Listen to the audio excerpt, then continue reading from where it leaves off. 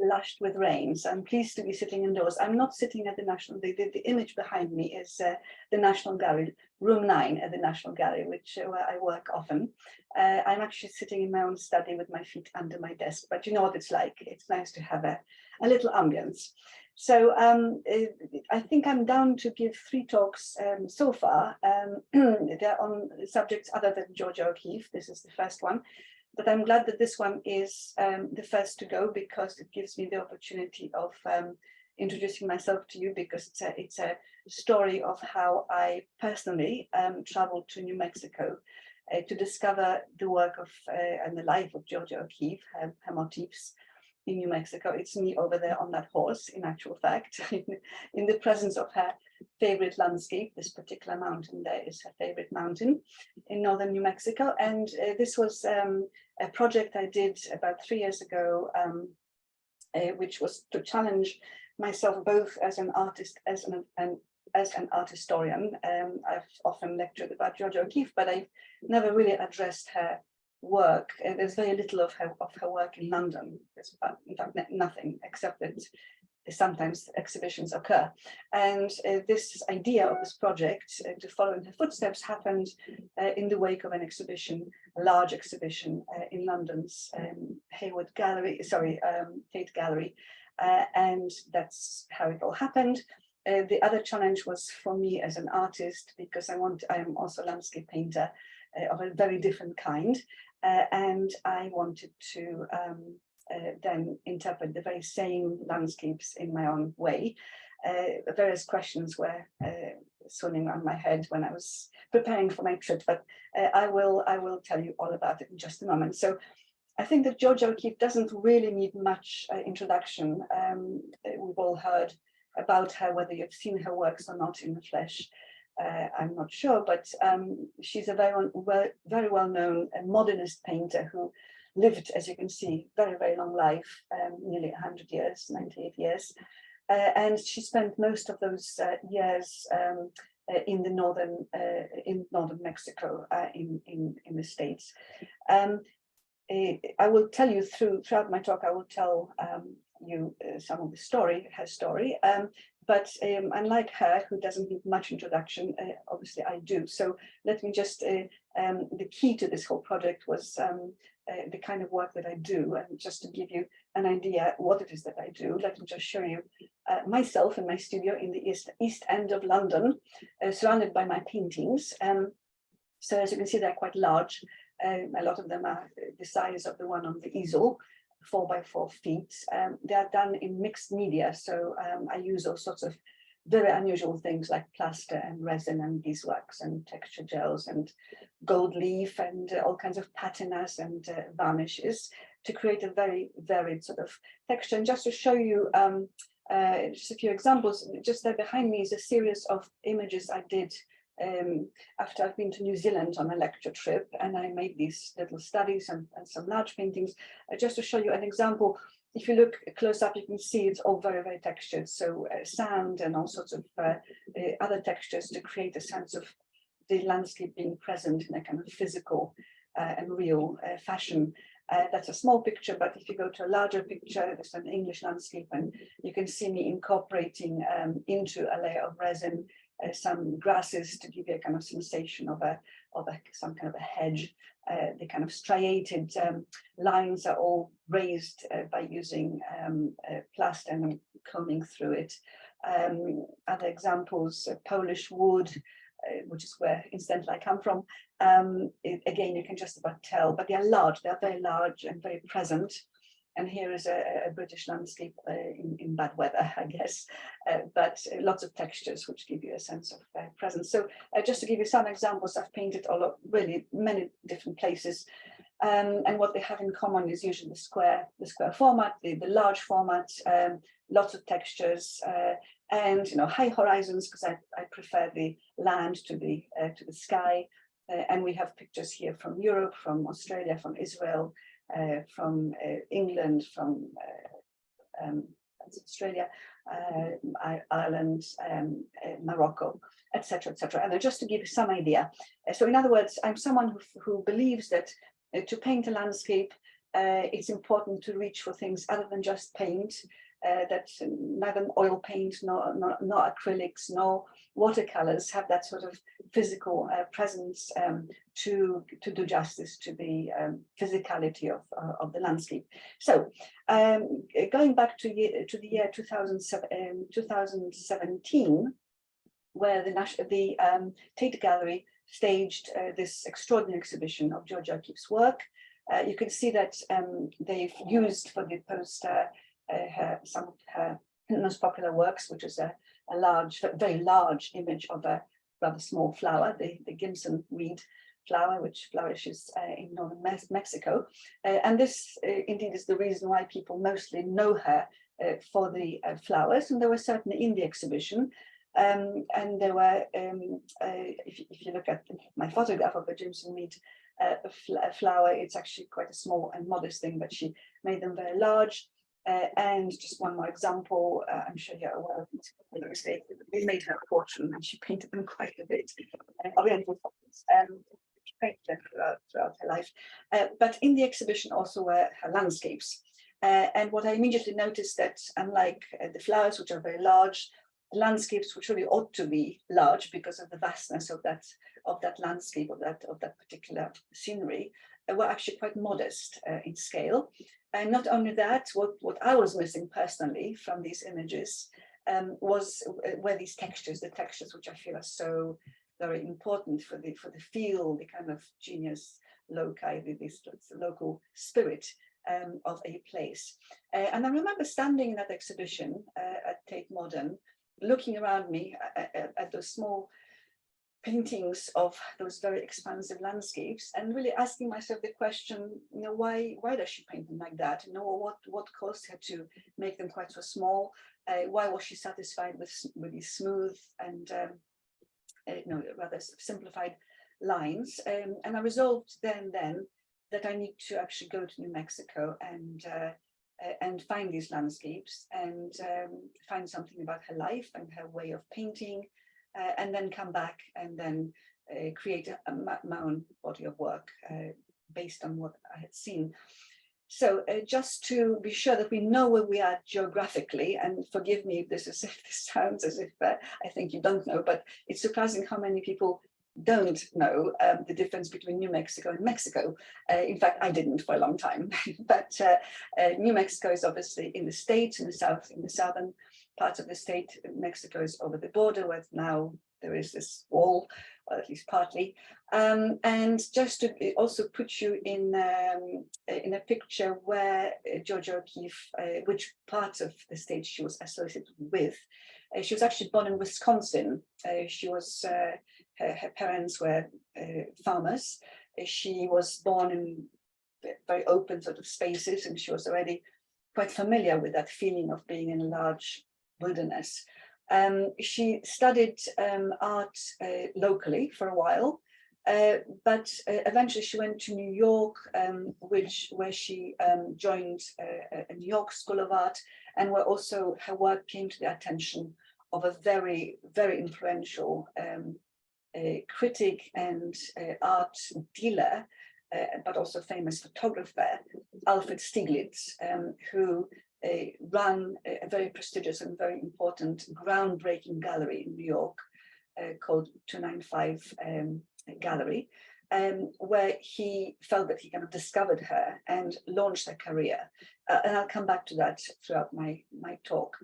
So certainly Wisconsin, New York, where she settled eventually, because she married this dealer eventually, and they were partners in both in work and of course in life. But eventually, for reasons I will also explain further down the line, she first visited but then also settled in New Mexico almost permanently, whilst still sending her work to New York for practically yearly exhibitions. She was extremely successful already. You probably know that New Mexico became known as the Georgia O'Keeffe country because it's become synonymous with these images.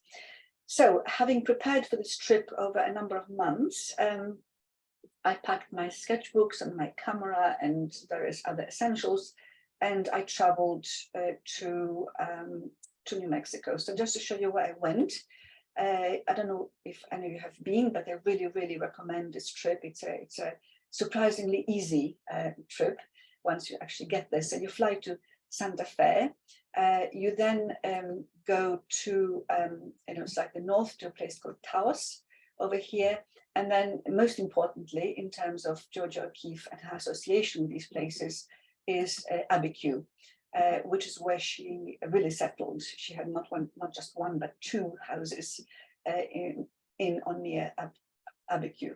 So the distances between those places are very short. If you go by car, an hour and a half, maybe, each of these segments.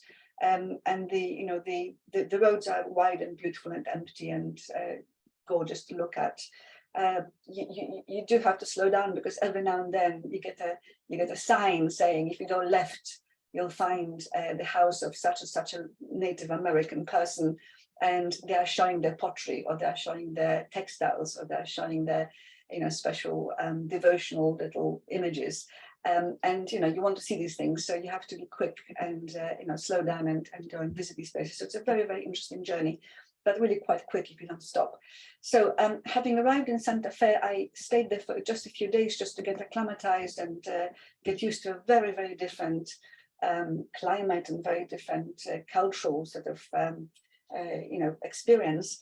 And of course, having woken up after late night arrival, I was astonished to see the look of this city. It is really quite something extraordinary, because all the houses are so-called adobe houses. They are built practically by hand from local mud, shaped and smoothed. Women did the shaping and the smoothing, the men did the building. And however official the building might be, it still looks like this. It still looks like something is part of the earth. It's beautiful, and it's really quite extraordinary. So just a few images of that city. Imagine going to your local bank, and this is your local bank, and of course your banker also, he might be a white American, but he will. Well, he probably is, but so he looks like a cowboy. He wears a cowboy's hat and cowboy's boots and jacket. And of course, there are also many Native American people, and they are really the interesting ones. But also in Santa Fe, there are a huge number of galleries and museums, really quite extraordinary. So it's quite a feast to go into these places and learn. So the 4 days I spent there, I really spent absorbing all this new culture. And of course, my very first port of call was to go to the Georgia O'Keeffe Museum, because of course she's associated with that city. She ended her last 2 years of her life in Santa Fe, which she could no longer actually paint. She in the museum, there is a fairly good selection of her work. The problem with museums devoted to a once local painter is that it actually doesn't have a very good collection, because the works are snapped up by other collections in America, in Russia, in Europe, wherever. So whatever is left remains. And you can see the range of her works. You can see the flowers, you can see some of the cityscapes, the skulls. Not that many landscapes, as far as I can remember. But also in that museum was a small room with a running video, which showed her adobe house in New Mexico.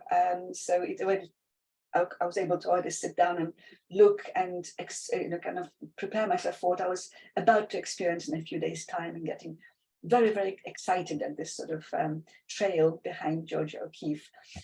And outside the museum, out in the main plaza of Santa Fe, are these all-important Native American events and things to look at. So under the kind of walkway of the plaza, there are these little stands or stalls. The makers sit very, very still, very motionless, quite extraordinary to look at, and they display their various wares, which are beautiful and very special. So the products that they're famous for are these incredible, bits of jewelry, which are made of this rather beautiful blue stone and silver. They are tremendously expensive. I remember going in and being festooned by a very keen shop assistant with all sorts of beautiful things, but the bill was going to be over $1,000, so I think I had to leave it behind. And equally expensive are the pottery, because the pottery, they're all very specific to particular pueblos, particular groups of Native Americans with very specific shapes, colors, and symbols.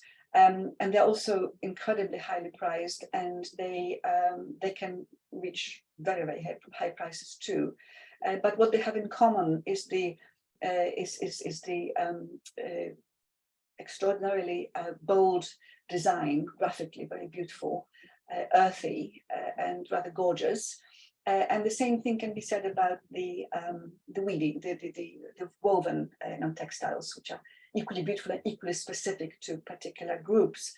And I'm dwelling on these because, of course, the pattern, the surface pattern, the strong colors is something that Georgia O'Keeffe really must have absorbed, because it's also typical of her own work. And also specific to that culture, the Native American culture, are these so-called kachina dolls, which are little tiny figurines made of wood, maybe stone, maybe feathers, maybe additions of some kind of rabbit fur or whatever.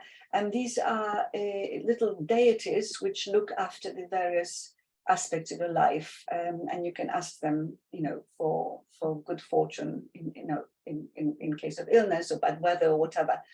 And certainly this is something which definitely Georgia O'Keeffe picked up because of its simplicity and the strong colors, and she painted them herself. So these kachina dolls are in her representation. I have a feeling that what really attracted her was that simplicity and flatness of decoration. Because when we talk about modernist painters, and she was definitely one of the leading modernist artists of America at that time, what makes them modern is precisely that attention to primary colors and flatness of design, which allows you to not only acknowledge but also celebrate this essential flatness of the picture surface. So whilst before the moderns, artists always tried to make you believe, have the illusion that you're looking at a three-dimensional world out of a window, essentially, with the use of perspective and modeling in light and shade. This began with the Renaissance and continued until the late 19th century. So with the moderns, there was suddenly this awakening that actually we are working on a flat surface. It's a canvas, it's a piece of paper, it's a panel, whichever it is, and we should recognize and acknowledge that flatness. So everything becomes, so really the whole business of a modern painter is how to arrange those shapes and colors and lines on that flat surface. And certainly Georgia O'Keeffe was one of those artists whose interest lay in precisely that. And before we finally leave Santa Fe, one more very typical image that you couldn't help but seeing all over Santa Fe, that Georgia O'Keeffe was very much preoccupied with, were the endless skulls. Skulls which in her time she would actually find in the desert. They were bleached in the sun. Some fallen cattle might be remain there forever, and she would go out into the desert and collect these carcasses and bones, and she would incorporate them into her paintings in a way which is quite interesting. So, for instance, this work in the early 30s. Remember, this is the time of the Great Depression in America, and American artists were all looking for ways of expressing the Americanness of America, finding a kind of all-American style. Her version of that would be to take this skull, which perhaps is very reminiscent of the Wild West and the earliest sort of life of the cowboys in the out in the deserts, and put it up against the colors of the American flag. So it becomes a kind of all-American painting. But she would occasionally also make something a little surreal out of that, placing the skulls against maybe against a tree, or actually floating mid-air in the presence of a flower. But in the background, you have that typical landscape of northern New Mexico that she loved so much. So that's Santa Fe, and I felt that by the end of those 4 days, I was very much ready to get on the road and go in the footsteps of this very intriguing artist. So just to go back to our map, the next stop was Taos, and at this point I have to explain why Taos. What was the the significance for her in her life. So let's just rewind a little bit to the beginning of her career. And what I mentioned to you, her first success,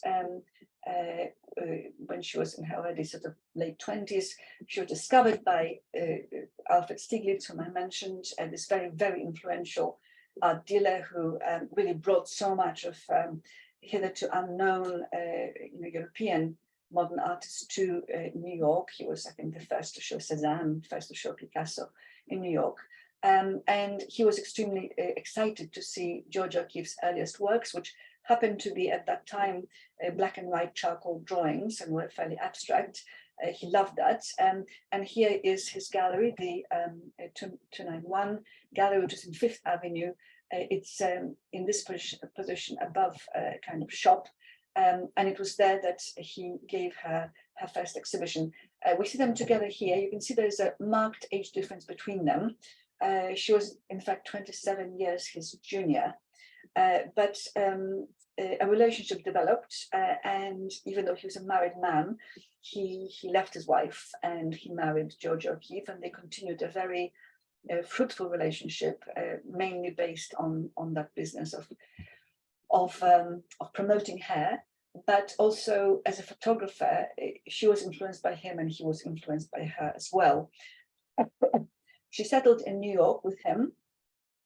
Initially, they lived together at the very top of the Sheldon Hotel, just here, one of these great skyscrapers. And she clearly responded to the modernity of this extraordinary new city, which was just growing at that point. You know, it was just not long since began to be built, to become the city we know today. And clearly, she is fascinated by the geometrical structure of the buildings. She is fascinated by artificial light, which competes with moonlight, for instance. And, there's a feeling that artificiality and modern life seems to be more powerful than nature herself. And certainly something of this aesthetic is probably borrowed from Stieglitz, the photographer. Notice these little points of light, which quite often happen in photography. Can you see that? Or the way that the solidity of a building might be completely dissolved by the power of the light behind it. I think in this case it must be the sun. But let's just quickly look at the photographs by Stieglitz, who also, working in black and white in his case, makes the geometrical shapes so much more powerful and gives us a sense of the anonymity, the kind of mechanical world of a very modern, extremely sort of progressive city. So he began to promote her very, very strongly, very powerfully. Whatever he said would basically, stick. So he would literally say to the critics, write about her, say that she's the new female Picasso. I mean, that's actually complete nonsense, because she was certainly no Picasso. Picasso was incredibly versatile and forever changing.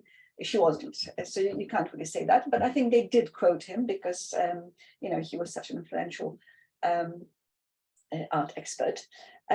So in some ways he did push her, and he did certainly helped her along. He really put her on the map. He started giving her exhibitions regularly.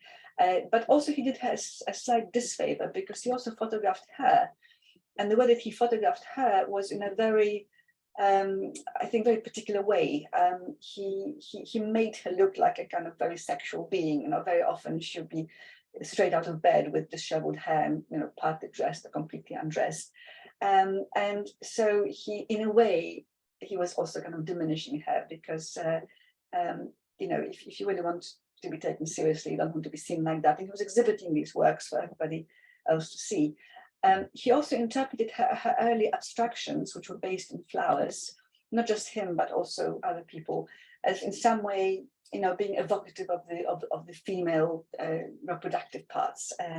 And of course, flowers are exactly that, so maybe it's not surprising. But Georgia O'Keeffe really objected to that. She said, it's all in the minds of people. All I do is paint flowers, and I paint them as I see them. But by saying that she paints from the womb and she's a typical woman, again, he was slightly, I think, diminishing the power of his own promotion of her as a serious artist.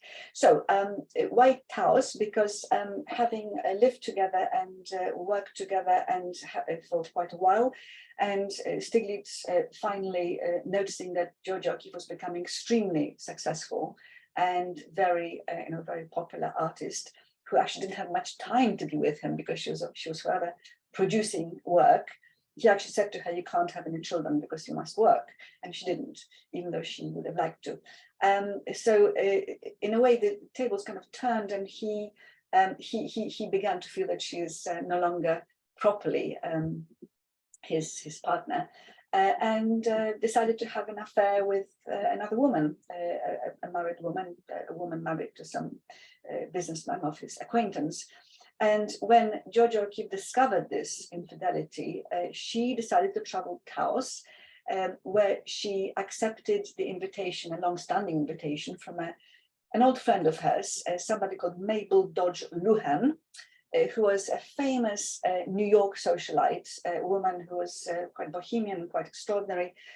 She married 4 times. The last husband, Luhan, was a Native American, and that in itself, in the 20s, was something extraordinary to do, a kind of epitome of bohemianism. And she kept this incredible house, standing to this day. I visited it in Taos, where she ran a kind of artistic salon. Artists from all over the place would come and stay. D.H. Lawrence came to stay. The famous American photographer Ansel Adams came to stay. And Mabel was very, very keen for Georgia O'Keeffe to come at some point. She invited her many, many times, and it never happened. But now, when Georgia O'Keeffe felt that she should leave her husband, at least temporarily, and get over her, the pain of this terrible discovery of infidelity, she accepted this invitation. But judging by the photograph of these two, I don't think she looks particularly unhappy. In fact, she's far from it. She is overwhelmed and overjoyed because in New Mexico, she found a completely natural environment. She absolutely loved it. Her quote was, "When I got to New Mexico, that was mine. As soon as I saw it, that was my country. I'd never seen anything like it before, but it fitted me exactly. It's something that's in the air. It's different. The sky is different. The wind is different." And this, she said that in an interview. She then followed on to say that she shouldn't really be telling people because she doesn't want anyone else to discover the place. She wants it for herself. And she certainly became incredibly possessive of the place when she finally bought her 2 properties in that area. But inside the house, and this was the next step of my getting closer and closer to Georgia O'Keeffe. Here I am, rather open-mouthed, because I'm sitting in the living room of the house that belonged to Mabel Dodge Luhan, probably on a seat where Georgia O'Keeffe probably herself sat. And all over the place, there were mementos of her stay. There were, books autographed by her. There were photographs, visitors' book. There was this. Her sense of her presence was really palpable and rather wonderful. And of course, near Taos actually is a very, very tiny little place, not much of it, but near Taos, very close, is a famous motif which did fascinate Georgia O'Keeffe, which I went to visit. And this was this 1,000-year-old Pueblo de Taos, which is an original residence, a kind of village, again built from these local clay adobe houses, in which Native American people still live to this day in exactly the same conditions as they used to, centuries ago. No running water, no electricity. It's a World Heritage Site, and people are allowed to visit. And again, some of these doors get open, and one can go in and look at local produce and things that they have, created. Deeply fascinating. And Georgia O'Keeffe had been there. She did paint the Taos as well. And that's one of those images. Now, when I went to Taos, I had an introduction to meet a couple of very interesting people who, through a common acquaintance, I was encouraged to meet 2 artists. whom I went to visit nearby. So Kristen Taylor Patton and Gendron Jensen, he's Swedish. And they're both artists of a very particular kind, rather interesting themselves. But the reason that it was so interesting to meet them was that Christine used to look after Georgia O'Keeffe in her extreme old age. The last 2 years of her life, when she was living in Santa Fe, Christine was her sort of companion, nursemaid, helper. And being a young art student, she also wanted to obviously learn something from this great lady. And she wrote a very interesting book called Miss O'Keeffe, which was full of insights into what she was like as a very old lady, apparently. Maybe, yeah, definitely old, but she was still full of, she kind of sparkle and sense of wit, and was extremely demanding and very particular about the way that she wanted, very fastidious, the way she wanted things. Anyway, it was a delightful meeting. We spent the whole day there. I have another photograph of them. So this is tied up to a particular calamity which befell me that day. That I was just saying goodbye to them, and I took this photograph of them to say goodbye. The reason that she's holding all these felted pens is that on the way to find them, I was staying nearby, but she sent me some little map to show me how to navigate my way there. But I had this unfortunate sat nav in my hired car, which told me to turn left into the wilderness, basically into some kind of unmade road, which I followed. And I found myself on the side of a hill, of kind of mountain really, which was totally overgrown with vegetation, and the road was getting narrower and narrower and narrower, and it was really getting very, very scary. And at some point there was a stream and I had to go down and up again. It was just unreal, and it wasn't a very easy way to actually return, but finally I managed to do that and just retraced my steps and got there within hours, delay. They're very kind, they were waiting. And the reason that for these felted pens, that in my terrible experience amongst the trees and the brambles and the thorns, the car got very scratched. So it was a black car, but there were lots and lots of scratch lines on them. And we're trying to match up a color to hide those scratches, because it was a hired car, and I was sure it's going to cost a lot. So so that was a bit of a disaster. But in the end, the felted pens didn't work, but I was given some very useful wax, which did the job. There was another bit of calamity on the same day, which was quite important, and that is that I took as my main tool for recording everything, I took my iPad, which I used for taking photographs and making notes and sending social media posts, etc., etc. Well, this was the last photograph I took with this iPad. I then placed it on the bonnet of the car to say goodbye to these good people. And then I drove off, of course, forgetting my iPad on the bonnet of the car, as one does. When I realized what happened, I called them to say, well, it's probably somewhere in your driveway. I'll come and collect it. Well, I did find it, but I had driven over it, so it was even flatter than normal. So that was day 5 of my trip of about 2 weeks, and I lost my means of doing anything, which is a bit disastrous.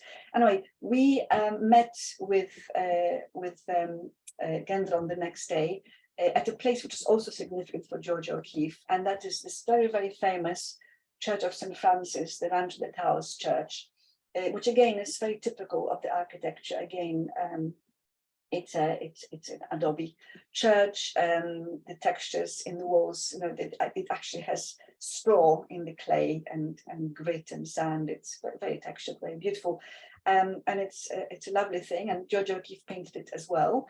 So here are a couple of postcards, but here is one of her paintings. But she also painted the back of the church, which in a way was even more interesting for a modern artist. This almost abstract view was of great interest, just great, like a great massive sculpture with its back. Very hard to photograph without cars being in the view, because they are parked all over the place. But you can see that it's massive and very interestingly illuminated. And she did use it as a motif for a whole series of meditations on this abstract shape. not exactly like Monet's Rouen Cathedral facade, because it's not about capturing the light. It's more about how to organize the space and how to convey something of the solidity. But it's not that solid, actually. I think that her shadows are rather minimal. It's all about really shapes and lines in the painting. So that was Taos. Quite interesting because of this meeting. Interesting because of the Pueblo and the Taos Church, which again got me even closer to her. To her work and herself.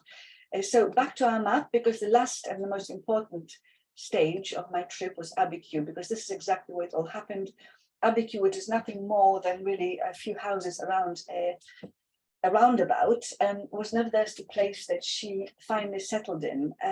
First buying one sort of little house, adobe house in Abiquiu itself, and then buying another one about 10 minutes drive away in the so-called Ghost Ranch. I'll come to that in just a moment. Now, I didn't want to, I knew that seeing her landscape, seeing her, the typical landscape that she knew and painted would be a very exciting moment. I didn't want it to happen gradually. I wanted to happen at all. I wanted to wake up to it. So the way I planned the trip was to take a very unlikely Airbnb accommodation, which was a yurt in the middle of the desert. So I arrived there in the evening. I didn't see anything, but I woke up in the morning and there it was. It was very, very exciting. And I've got a photograph here. You might be surprised to see a young man with me. Now, this is actually Carl, my son, who traveled with me. I introduced him at this stage because he had just finished his master's at university here, and he had just handed in his dissertation. He had worked extremely hard. So I thought, well, he needs a holiday, I need an assistant. So I said, come with me. And it was a great collaboration because, well, I was with the purse strings and he was doing everything else. He was a great navigator, driver. He's an anthropologist, so he understood about the Native American culture. He's a good cook, so it all worked extremely well. And when I lost my iPad, he also became the chief photographer, which became very, very important for me. So this is the yurt, and this is early in the morning. We've just got up. It's about 6 in the morning, and the landscape is now revealing itself. I immediately took my sketchbook and started to sketch. And incidentally, if any of you like to sketch outdoors, I can really recommend this particular medium, which is a watercolor pencil. So you draw like you do with a pencil, but then you use a bit of water and you get all the shading very, very quickly. And it is so much better than, say, pen and ink, which always used to spill in my suitcase. So much better than charcoal, which makes a mess. Obviously, a box of paint is too bulky. So this is really good. And it was a very enjoyable thing to just sit down and do all that sketching. And of course, I was getting really now very, very close to Georgia O'Keeffe because that was the very landscape that she really knew extremely well. You can imagine the pleasure of doing that. So Carl very kindly stood and waited while I sketched and did some filming, etc., etc. And the location that's nearest to this place where we stopped, that Georgia O'Keeffe definitely painted, was this place that she called the White Place, but in Spanish, I suppose, the Native American Spanish, Mexican Spanish, is a Plaza Blanca, which really means a white square, I think, more rather than place. Anyway, this is an extraordinary arrangement of these very white, I think it must be some kind of sandstone rocks, which sort of stand up like, like stalactites or stalagmites, I think they're called, in the middle of this landscape. And they are very sculptural, very strange, very silent. There was nobody else there. It was extremely hot. It was like the middle of an oven, and all you could hear was a bit of wind and insects chirruping away.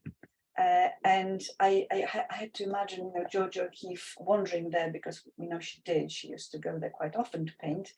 And in the heat of the day, she was very sort of fashion conscious, especially when she's being photographed, and she would wear these really quite remarkable, I think, Japan-inspired dresses, which I believe she either made herself or had made for her.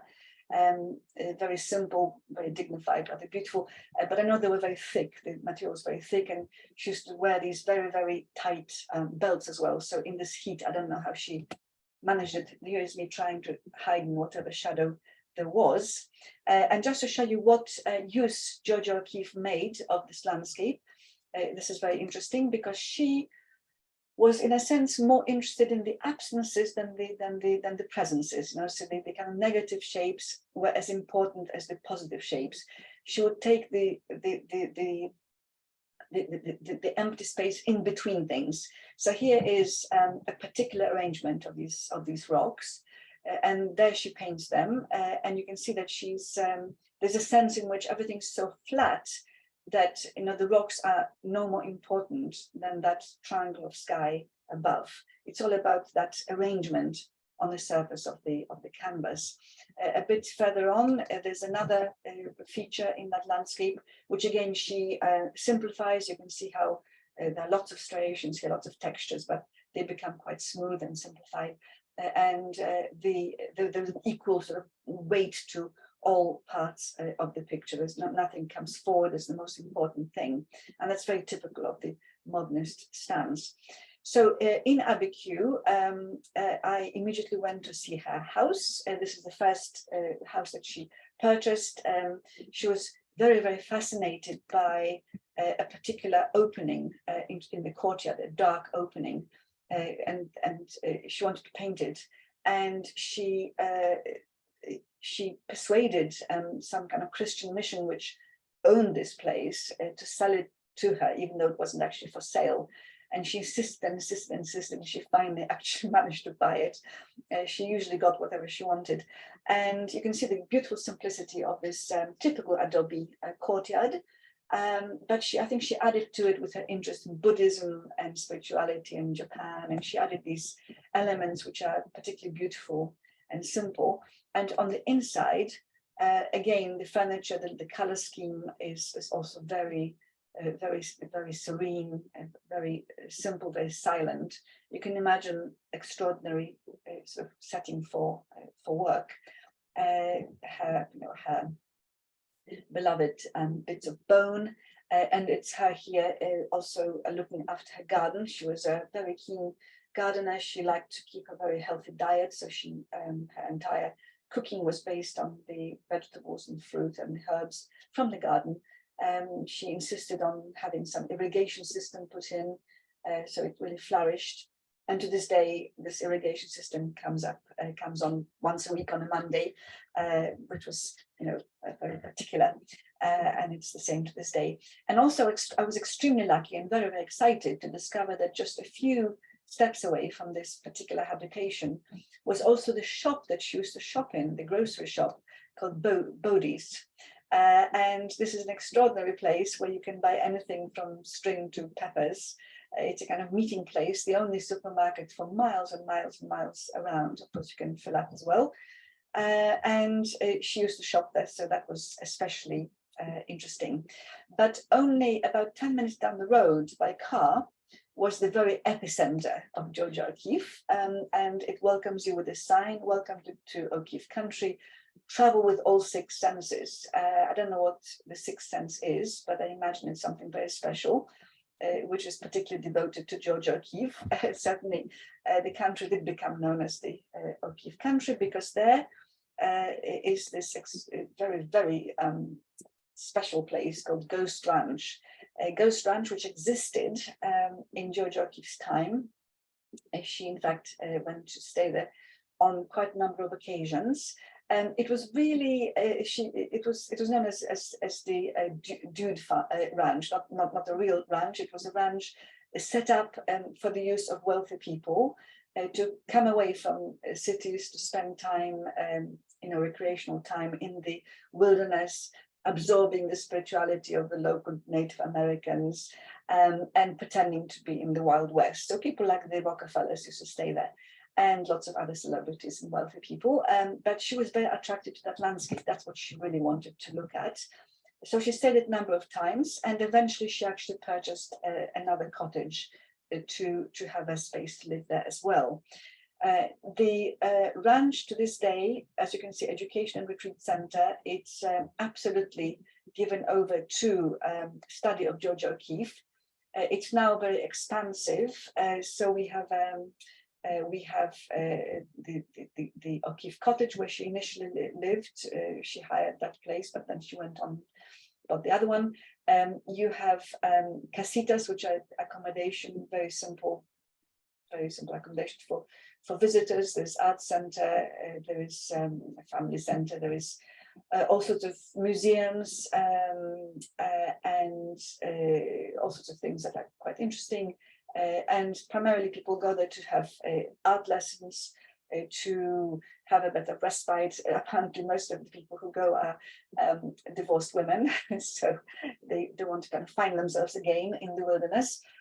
People who are undergoing some kind of spiritual upheaval, they want to also relax there and meditate, and there's lots of art activity, but also very, very importantly for the study of Georgia O'Keeffe, there are also trails you can follow with guides to show you exactly where she used to go and where she used to paint. And that, of course, was the thing that interested me.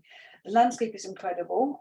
You can see it in all its variety, wonderful ochres and yellows and pinks and greens and blues, and the weather changing constantly, like a kind of microclimate. In one moment it's beautifully sunny, suddenly there is a downpour, very, very dramatic cloud formations, and complete and utter wilderness. The whole thing just smells of wild thyme and all sorts of other herbs. It's really just really quite special. So she bought this particular house in the middle of all that, and she bought it because it looked out against this favorite motif of hers, which is so-called Mesa Pedernal. A mesa means basically a flat-top mountain, a table mountain. Pedernal was its particular name, and she had the windows of the house enlarged so she could have a really good view, which made the place extremely hot in the summer. Here is her bedroom.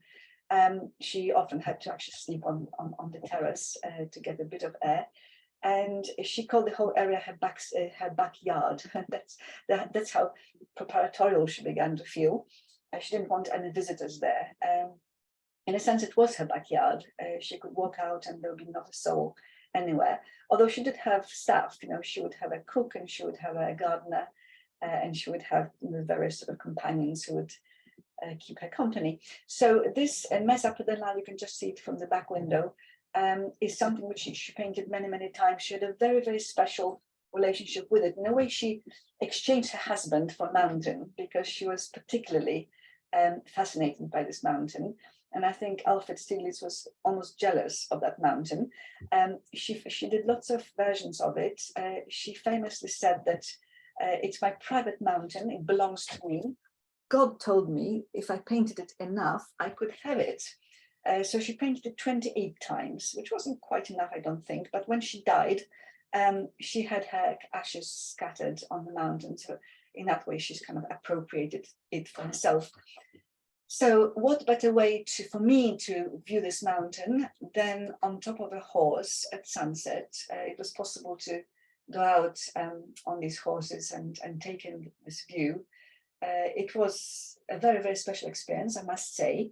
Now, my son very cleverly took this photograph to make me look as if I'm some kind of lone ranger, managing to obscure the fact that right in front of me is the person leading us on her horse.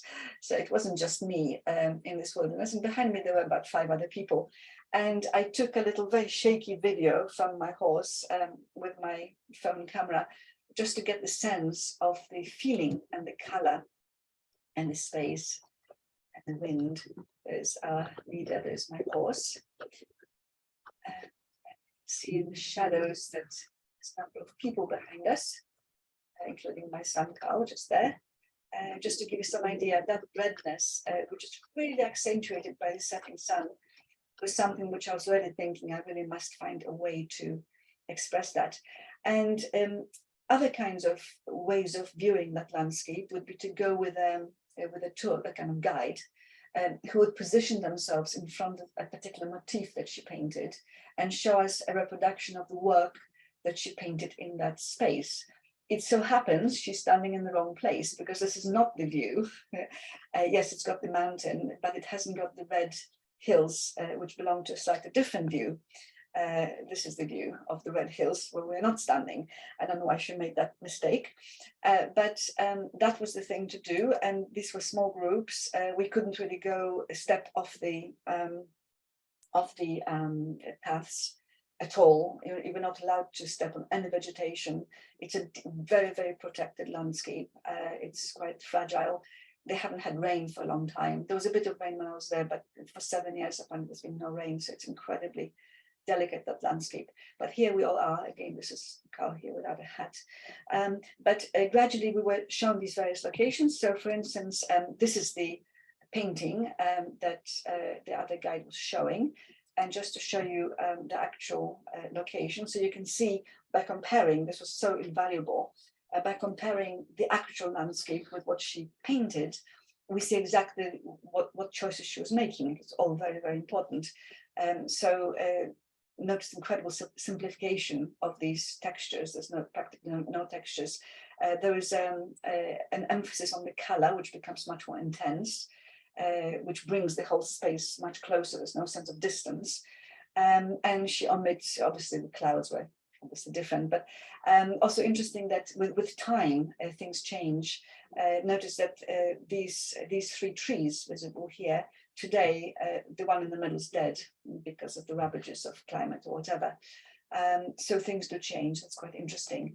I also discovered why she painted them so small, because I was told that she actually painted from a kind of mobile studio. She got herself a Ford car and she converted it into a kind of mobile studio. So she would, she got rid of this passenger seat and she was able to swivel her driver's seat to the back of the car.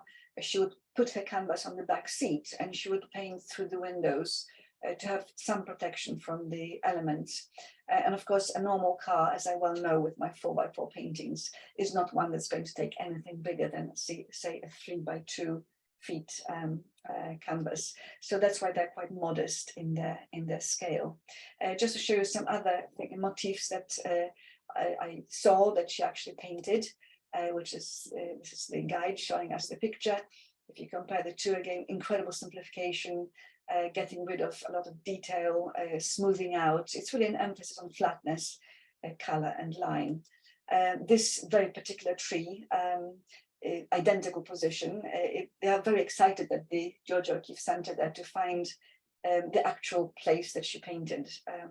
I think they identified about 30 of the actual locations, but you know, it's such a vast space that they could be anywhere.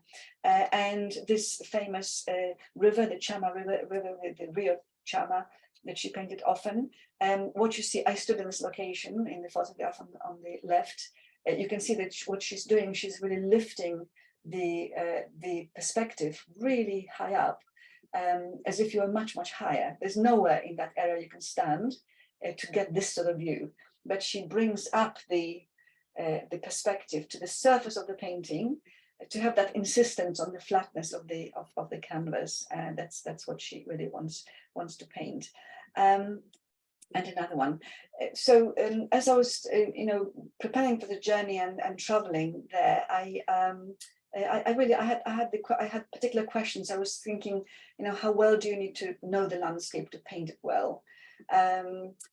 Which of course was the case with her. I went there for 2 weeks, flew in and out, and that was it. Could I paint it well? That was the question. I also asked myself the question, if she didn't have that very, very important, patronage of a very influential art dealer, Alfred Stieglitz, would she have, become quite so successful if she spent so much time in the desert? She was well away from the New York art scene. Obviously, she was given an exhibition each year. She was well looked after. So obviously that helps as well. And these are important questions because obviously, whether an artist is successful or not, so much depends on so many other things and the patronage that they get. So anyway, my conclusion, just looking at some of the examples after this trip, was that she, in terms of bringing out the feel of the place, this particular spirit of the place, I think she laid it, she kind of sacrificed it at the altar of this modernism, in the sense that she was so interested in the arrangement of colors, shapes, and lines on a surface, on a flat surface, that in a way she overlooked, willingly overlooked, what to me was the most essential aspect of that landscape, its incredible kind of visceral quality. Now, that's all about Georgia O'Keeffe. I think I learned a lot about her, and I you know, admired her work a lot. But I don't know whether we have time. Doris, maybe you could tell me. Yes, we have some time for questions. So if anyone would like to it's not questions. I was going to also show you a little bit of what I did with what I came up with. Do we have 5 minutes? I think we have 5 minutes. Go ahead. Okay, so because obviously I then spent a year and a half preparing this exhibition based on the same subjects. So just to show you very quickly my studio at that point, I did enormous amount of studies of everything I've seen first in mixed media, on paper with resin. And I then went on to create the larger works. So they were very much based on photographs. This is my studio in the East End of London, and I'm just going around it and to show you some of these things. The music, Dolby House. So just very quickly around the studio. So they were mostly big, you know, 4 square feet or 3 by 4 feet. I did some diptychs. This is a diptych, 2 4x4s together. Another one being prepared, not quite finished. Using copper leaf for that incredible sun on the red rocks. Another motif that she painted with black place, artificial rust on the surface. And my little Adobe Kachina doll I bought there, and my favorite quote, "Creativity takes courage," by Matisse. So just a little bit of my mixed media techniques. I'm working with resin on paper with these initial sketches, cutting into some beeswax. I then mix up some color into plaster, create a colored sort of plaster, and then I put it into,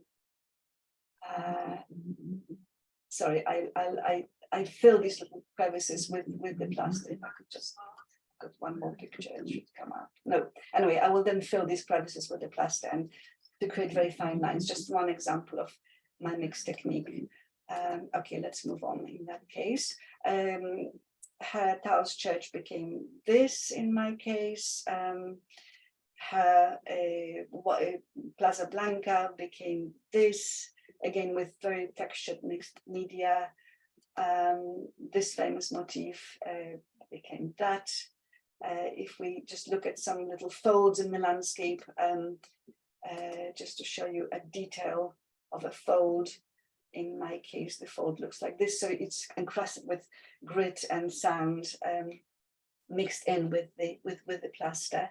The river Chama, became this. It's a diptych with silver leaf to show how the light is reflected off the surface of the water, which then was bought by some corporate body in the City of London, and they placed it in a conference room. Can you see how the screen reflects beautifully from the river in my silver leaf? So that's a very happy thing that happened.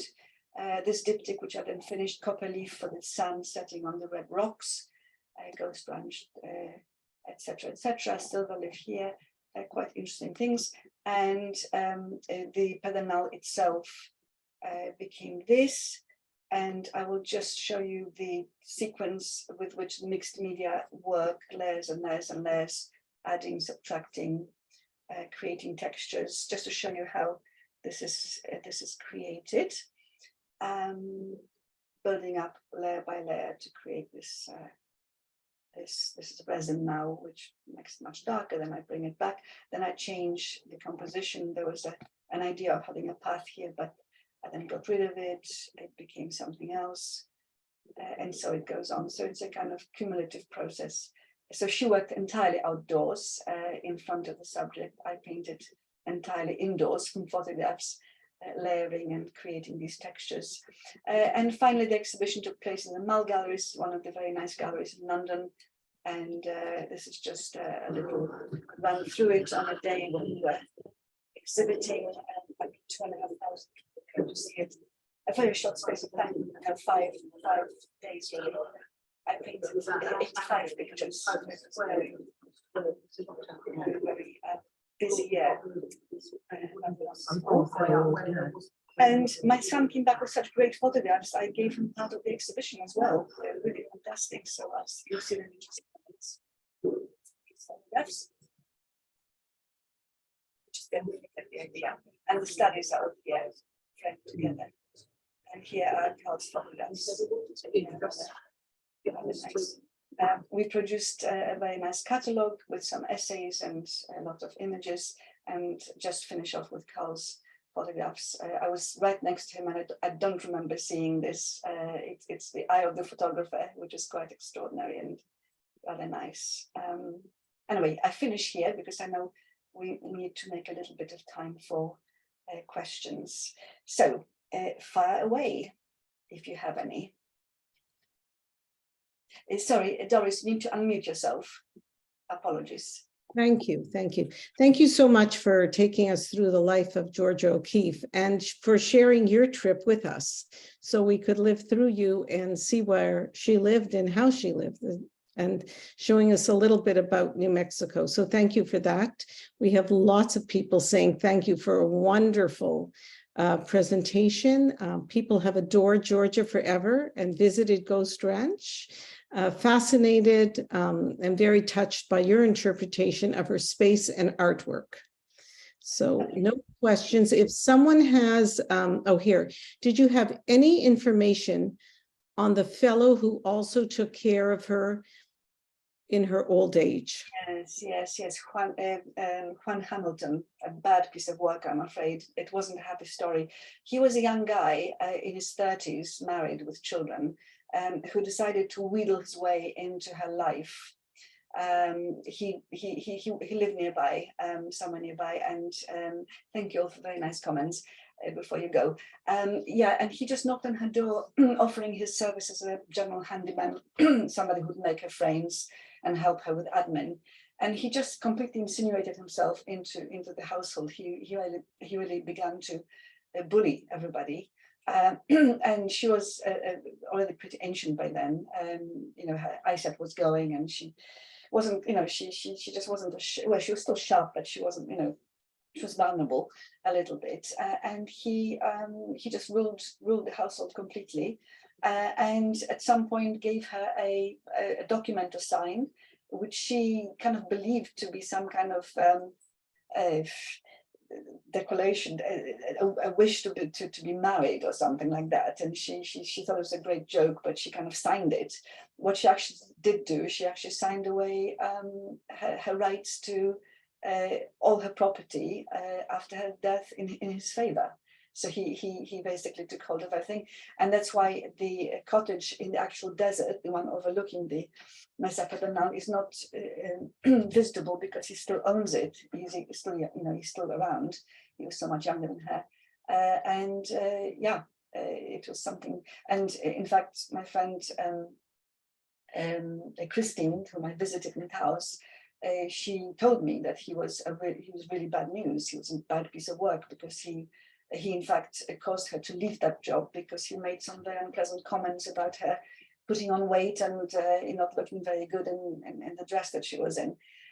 So he really was not great. He did help her with the pottery later on. She started doing pottery. She couldn't see it very well because she had macular degeneration in her eyes, so she could only feel her way at the very end, and he did help her with that. But apart from that, it wasn't a happy story. But art history books are very silent about this aspect of his influence on her. They just said he was an assistant and useful to her. So is that the only question? That's the only question for now. If anybody would like to unmute themselves and ask a question, please go ahead. Yeah. I have a comment. I am so grateful for this session. I've heard many lectures on art history, but you gave us in such a way that we could feel and touch it and forgot about what movement, what school. This is the personality of the artist. You did a great job. Thank you so much. This is Anneke. Anneke, yes? Anneke. How do you Yes. pronounce your name? Anneke. Thank you so Anneke. much. That's very kind. Obviously, I lived through the whole experience and I enjoyed it so much that it's easy to be enthusiastic, but thank you. Yeah. Lydia, what can we expect next week? Well, we have a double session. I mean, one next week and one, I think, the week after, Yes. 2 weeks later. I'm going to talk about symbolism in art. So we are going back to art history as such. And most of the examples will be from the National Gallery, which I know and love. National Gallery in London has about 2,400 paintings from Middle Ages to the late 19th century. So symbolism, which is such a very important part of how to interpret paintings, has always been fascinating. And this is symbolism from Middle Ages onwards, really throughout art history. So I hope that you'll attend, because I think it'll be definitely eye-opening and interesting. So it'll be in two parts. Thank you so much. Thank you to everyone who attended today, and we look forward to seeing you next week. Thank you, Lydia. Thank you so much. I'm looking forward. Thank you. Bye-bye, everybody.